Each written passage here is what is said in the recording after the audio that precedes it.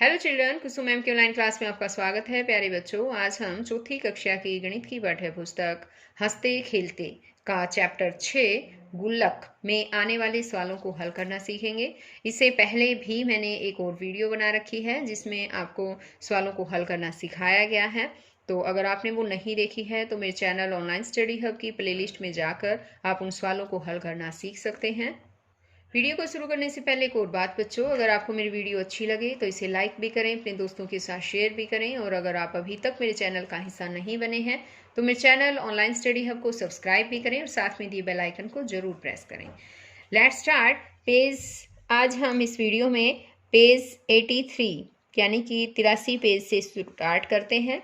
पासे का खेल। मेरे पास खेल मुद्रा है, आओ पासे से बैंकर वाला खेल खेलते हैं। रवि बैंकर बन जाएगा, कविता, गीता, गौरव और मैं पासा उछालेंगे। ये देखिए आपस में बातें कर रहे हैं। अब ये कहता है कि ये खेल कैसे खेलेंगे, तो इसमें जो है ये कुछ नियम बना लेते हैं। कहते हैं कि इसके लिए हम कुछ नियम बना लेते हैं। पासा उछालने पर यदि 6 ऊपर आया तो बैंकर 100 रुपए देगा, 5 ऊपर आया तो बैंकर 50 रुपए देगा, 4 ऊपर आया तो बैंकर 25 रुपए 50 पैसे लेगा, 2 ऊपर आया तो बैंकर 20 रुपए देगा, और 2 ऊपर आया तो बैंकर 75 रुपए 50 पैसे लेगा, 1 ऊपर आया तो बैंकर 40 रुपए लेगा। तो इस तरह से ये खेल जो है कहा है। यहाँ देखो 3 आया तो 20 रुपए देगा, और 2 आया तो 75 रुपए 50 पैसे लेगा, और 1 ऊपर आया तो बैंकर 40 रुपए लेगा। ओके, आ गया ना समझ में। अब देखिए आगे। एक बार आगे के सवाल समझने से पहले एक बार ध्यान दीजिए बच्चों। यहाँ देखो कुछ मैंने यहाँ पर सिक्के ले रखे हैं। ये देखिए कितने कितने रुपए के सिक्के हैं ये।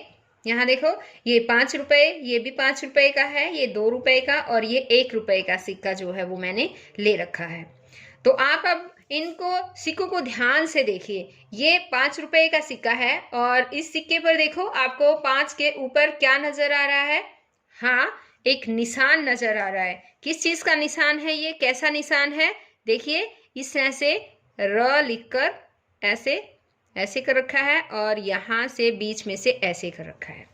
ठीक है, ये इस तरह से निशान जो है लगा रखा है। ये किस चीज का निशान है पता है?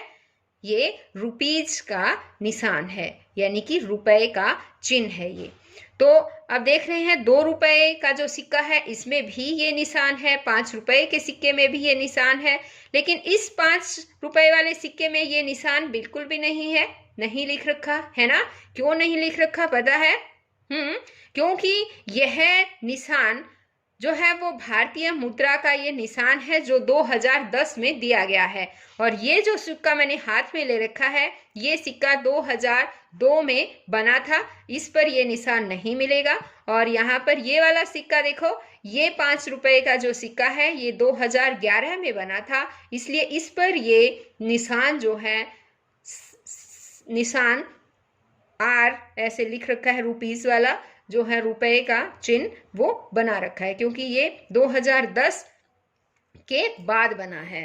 तो इस तरह से बच्चों आपको ये जरूर ध्यान देना है कि इस तरह का निशान अगर आपको कहीं पर भी दिखाई दे, ये वाला निशान अगर कहीं पर भी दिखाई दे तो आप ये समझ सकते हैं कि ये भारतीय मुद्रा का निशान है जो 2010 में दिया गया है।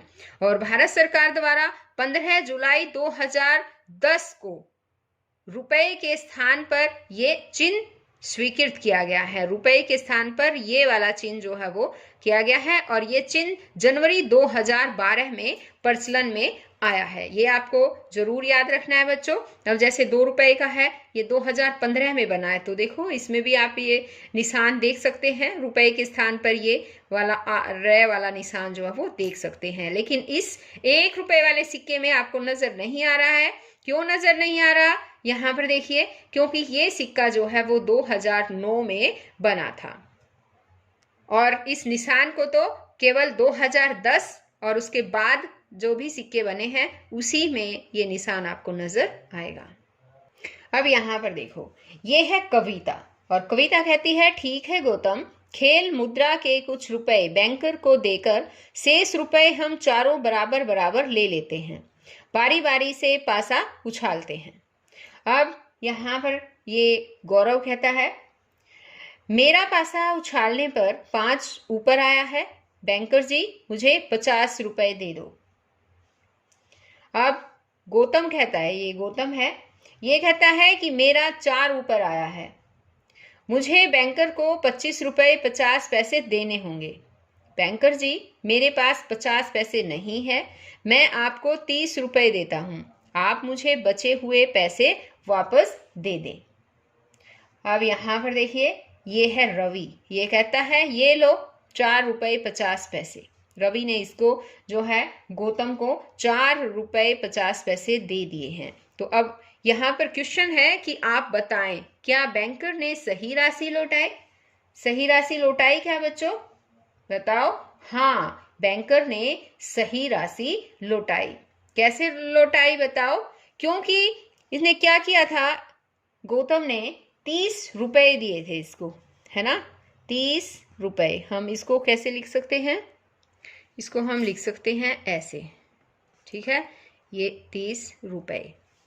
और अब इसको जो है बैंकर को 25 रुपए 50 पैसे देने थे, है ना, तो हम लिखेंगे 25 रुपए 50 पैसे। एक बार ध्यान जरूर देना बच्चों, ये जो मैंने डेसिमल लगा रखा है, इसके ये इन एक दूसरे के नीचे ही आना चाहिए, इधर उधर ये नहीं खिसकना चाहिए, ठीक है। और अब हम क्या करेंगे, इसमें 30 में से ये रुपए जो है नीचे वाले घटा देंगे, माइनस कर देंगे, ये भी हम रुपए लिख सकते हैं यहाँ पर। अब इनको हमें घटा देना, देखो 0 में से 0 गई, 0, 0 में से 5 नहीं जा सकते, हम यहाँ से एक उधार ले लेंगे, इससे उधार ले लिया तो ये बन गया, कितना बना बताओ? 10 बन गया, है ना, क्योंकि ये दहाई का अंक है, ये 10 बन जाएगा। और यहाँ पर 10 में से 5 गए, अब बच जाएंगे 5।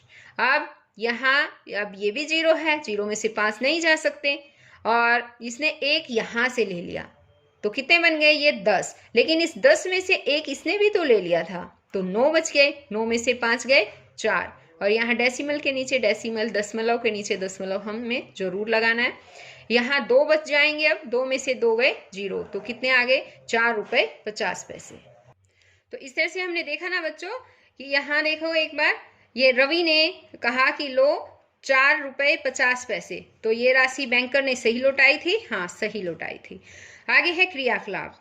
एक दिन अपर्णा और उसके भाई ने अपनी अपनी गुल्लक खोली तो देखा कि अपर्णा के पास 40 रुपए 50 पैसे हैं और उसके भाई के पास 24 रुपए 50 पैसे हैं। आओ देखें दोनों के पास कुल कितने रुपए हैं।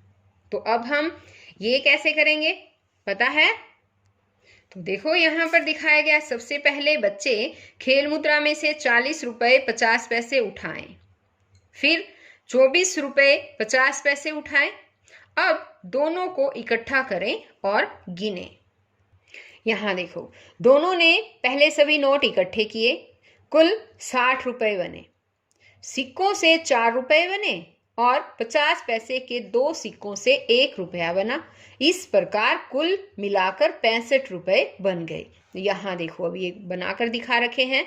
अपर्णा के पास 40 रुपए 50 पैसे थे, भाई के पास 24 रुपए 50 पैसे और दोनों के पास कितने हो गए?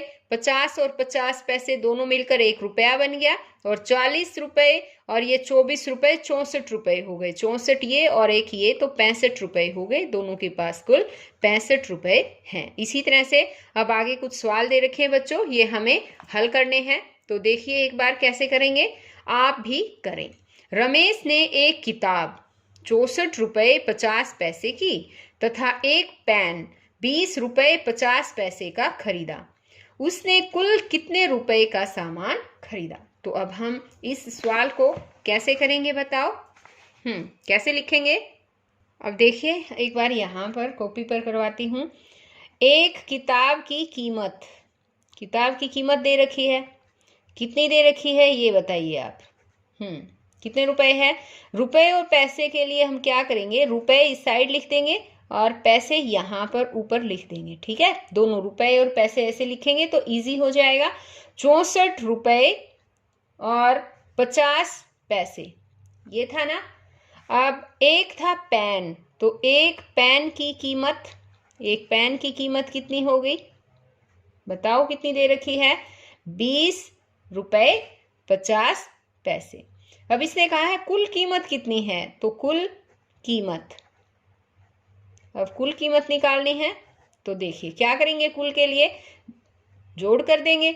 0 में 0 जोड़ दिया 0, 5 और 5 10, हासिल लगी 1, 1 4 और एक ये 0 1 हासिल थी, 4 में 1 हासिल हमने ऐड कर दी, जोड़ दी, हो गई 5, 6 और 2 8। तो कितने हो गए ये? 85 रुपये, और पैसे तो 0 0 है, तो टोटल पूरे कुल 85 रुपये आंसर आ गया। हम इसको ऐसे भी कर सकते हैं, 64 रुपये और 20 रुपये को जोड़ दें हम, कितने हो गए? 84 रुपये, और 50 पैसे और ये भी 50 पैसे, तो 50 पैसे और 50 पैसे जोड़ दिए, 1 रुपया बन गया है ना। 84 और 1 रुपया, ये हो गया 85। तो कुल जो है सामान रमेश ने 85 रुपये का सामान खरीदा। अब आगे देखिए, आगे कहा इसने गीता का जुलाई मास का बिजली का बिल 1120 रुपये 50 पैसे और अखबार का बिल 300 रुपये था। गीता ने दोनों बिलों पर कितने रुपए खर्च किए? अब ये आपको खुद निकालना है बच्चों, मैं एक बार बता देती हूँ कैसे करेंगे। लिखेंगे आप कि बिजली के बिल की राशि लिखेंगे, ठीक है, बराबर है 1120 रुपये 50 पैसे। जैसे मैंने बताया था ना, रुपए यहाँ आप ऊपर भी लिख सकते हैं, पैसे यहाँ पर लिख सकते हैं, ठीक है। आगे उसके नीचे लिखेंगे आप अखबार का बिल कितने रुपए है? 300 रुपये, कुल खर्च, और उन दोनों को ऐड कर देंगे और ये हमारा आंसर आ जाएगा। तो ये होमवर्क के तौर पर आपको खुद करना है बच्चों। आगे है क्रियाकलाप। साबिर के पास 42 रुपये 50 पैसे थे, उसने 20 रुपये की कॉपी खरीद ली।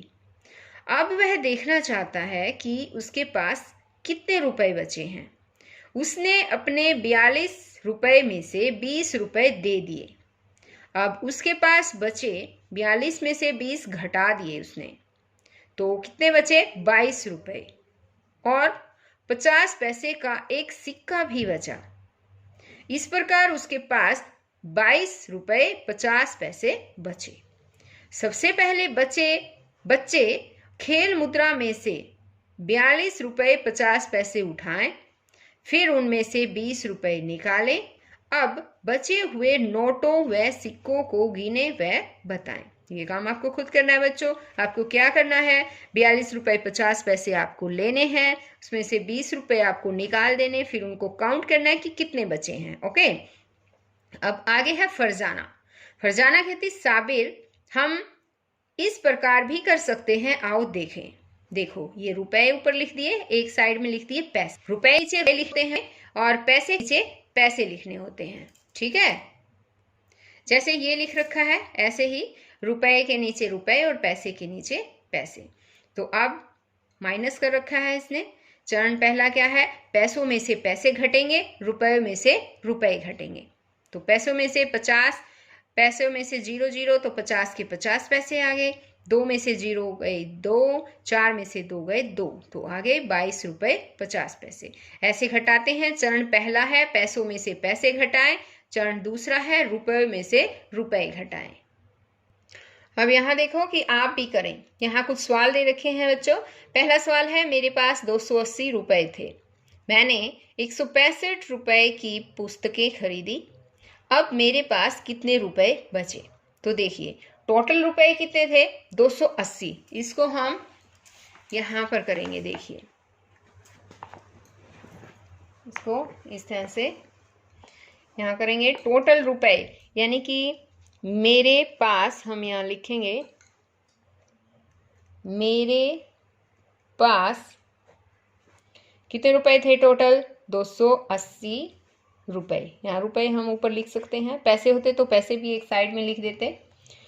आगे है पुस्तक खरीदी ना इसने, तो पुस्तक का मूल्य लिखेंगे हम यहाँ। पुस्तक का मूल्य कितना है? पुस्तक का मूल्य 165 रुपये की इसने पुस्तक खरीदी है। तो अब मेरे पास कितने बचे? इसके लिए हमें सब्ट्रैक्ट करना पड़ेगा, यानी माइनस करना पड़ेगा। और शेष कितने बचे ये कहा है इसने, शेष बचे यहाँ ऐसे लिखेंगे।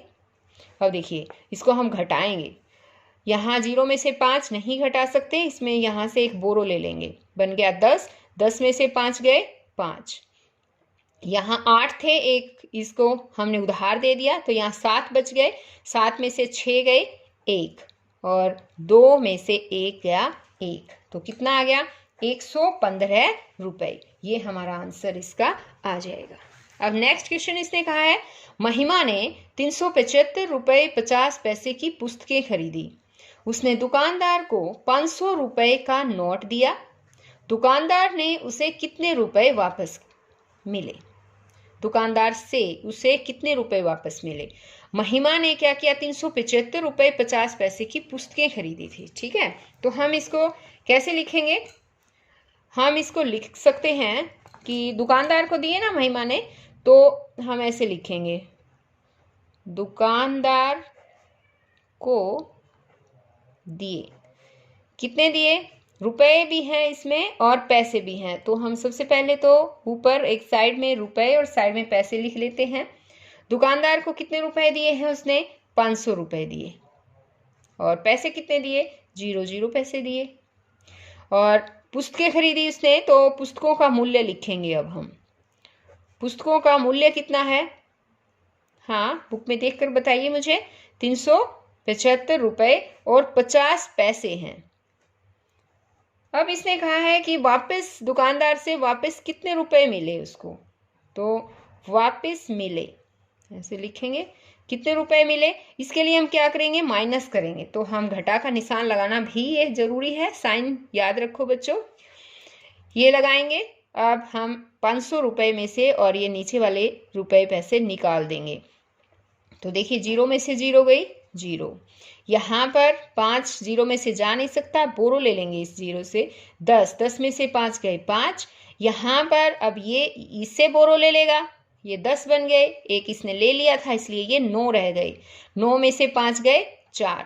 अब इसी तरह से यहाँ पर भी इसने बोरो ले लिया, यहाँ से 10 बन गए, 10 में से एक इसने लिया था इसलिए 9 रह गए, यहाँ पर 9 में से 7 गए 2, यहाँ रह गए 4, 4 में 3 1, कितने हो गए? 124 रुपए 50 पैसे। और हम इसको ऐसे भी लिख सकते हैं, 124 रुपए 50 पैसे उसको वापस मिले। अब आगे है, राधा के पास 435 रुपए 50 पैसे थे। उसने 250 रुपए के जूते खरीदे तथा 30 रुपए की जुराबें खरीदी। उसके पास कितने रुपए बचे? तो इसी तरह से हमें ये भी सवाल करना है बच्चों। ये सवाल अब आप खुद ही हल करेंगे, एक बार मैं समझा देती हूँ कैसे आएगा। देखिए, राधा के पास कुल रुपए इतने हैं, है ना, और उसने 250 रुपए के जूते खरीदे और 30 रुपए की जुराब। तो जुराब और जूतों पर उसने कितने रुपए लगाए? 250 और 30 कितने हो गए? 280 रुपए। इन दोनों का जो है वो जोड़ हो जाएगा। ठीक है, टोटल रुपए थे उसके पास 430। तो अब हम सवाल में हम लिखना है आपको कि राधा के पास रुपए हैं 435 रुपए 50 पैसे, जूतों और जुराब पर खर्च किए, ये ऐड करके और बता देंगे 280 रुपए, और उसके पास बचे 435 रुपए 50 पैसे में से आपको ये 240 रुपए जो है, ये 280 रुपए जो है ये माइनस कर देने हैं, और जो आप के पास जो रुपए बचेंगे राधा के पास, वो माइनस करने के बाद उसका आंसर आ जाएगा। ये सवाल आपको खुद करना है बच्चों। इसी तरह से नेक्स्ट है, यदि कविता के पास 325 रुपए हों और बैंकर ने उसे 50 रुपए दिए हों तो उसके पास कुल कितने रुपए होंगे? ये सवाल भी आपको खुद करना है। एक बार लिखना, स्टेटमेंट बता देती हूँ। कविता के पास रुपए 325 ऐसे लिखेंगे, उसे बैंकर ने दिए 50, कविता के पास कुल रुपए। तो अब ये रुपए तो हमें ऐड करने हैं, क्योंकि 305 उसके पास है कविता के पास, बैंकर ने 50 दे भी दिए उसको, तो ये ऐड हो जाएंगे, और ऐड करने के बाद कितना आया ये आपको खुद लिखना है। अब आगे है, गौतम के पास 420 रुपए थे, उसने बैंकर को 25 रुपए 50 पैसे दे दिए, तो उसके पास कितने रुपए बचे? अब देखो 420 रुपए थे गौतम के पास, है ना, और बैंकर को राशि देनी थी उसको 25 रुपये 50 पैसे, तो ये हम घटाएंगे उसमें से 420 में से 25 रुपये 50 पैसे घटा देंगे और शेष राशि कितनी रह जाएगी, जितनी रहेगी वो आपका आंसर आएगा। तो बच्चों आज केवल इस वीडियो में इतना ही, और ये वाले जो सवाल हैं, तीनों सवाल मैंने आपको हल करके दिखाए नहीं हैं, वैसे समझा दिए हैं बोलकर, लेकिन ये सवाल होमवर्क के तौर पर आपको खुद ही करने हैं। ओके, तो हम फिर मिलते हैं एक नई वीडियो में आगे जो ये सवाल दिए गए हैं इन सवालों के साथ। तो बच्चों तब तक के लिए बाय।